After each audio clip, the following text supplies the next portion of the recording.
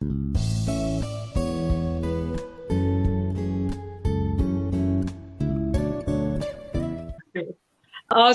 we talk access, I really not very always very statistical or big on numbers, but I do believe that they are important to be highlighted here.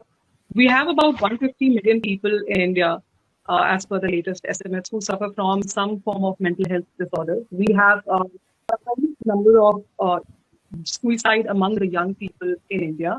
We have the highest number of mental health patients in India. Um, we have, one third of all female suicides worldwide and one fourth of all male suicides worldwide.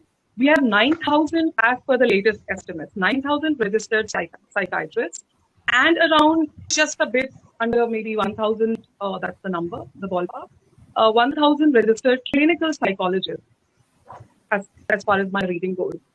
Now, how does that match up? How does that access pan out?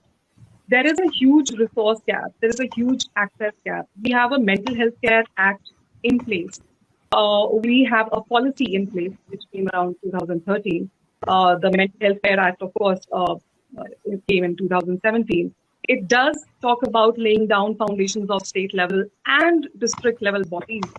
And then these bodies could actually function along with and in complementarity with civil society, non-government organizations, and these communities.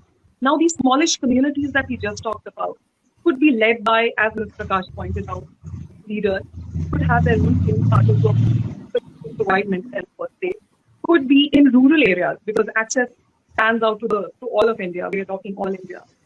In rural areas, it could be facilitated by ANMs, and primary healthcare workers, ASHAs included. We have to include mental health care in all the 3 tiers of our healthcare system, and that has to come slowly. That capacity building has to come, steadily, and that infrastructure building, the capacity building has to come. Community approaches capacity building.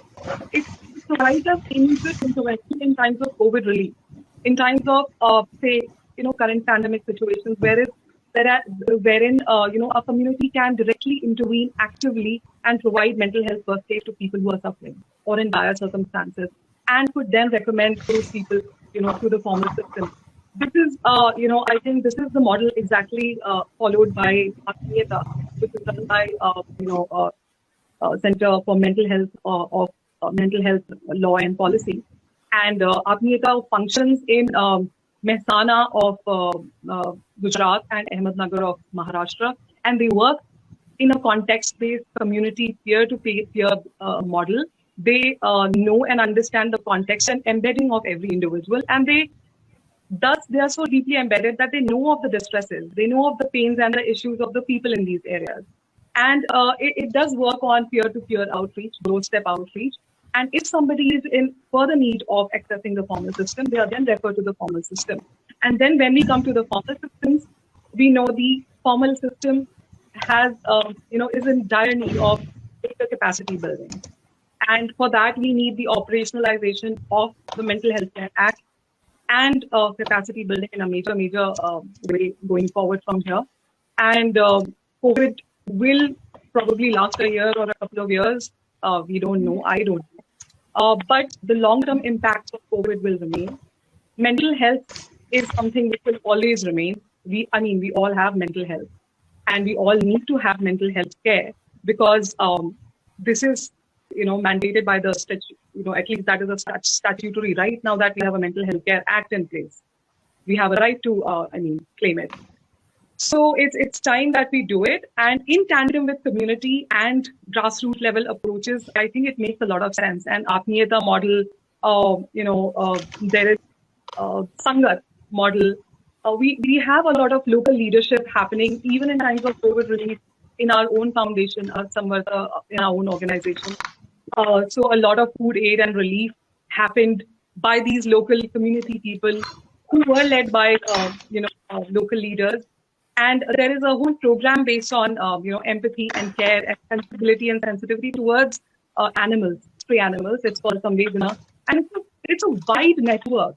We just had a local webinar of some Vedana volunteers, and all of them agreed when it came to when they said that the model of leadership that they follow is lead by example, do it yourself, and that sense of community and empathy comes in.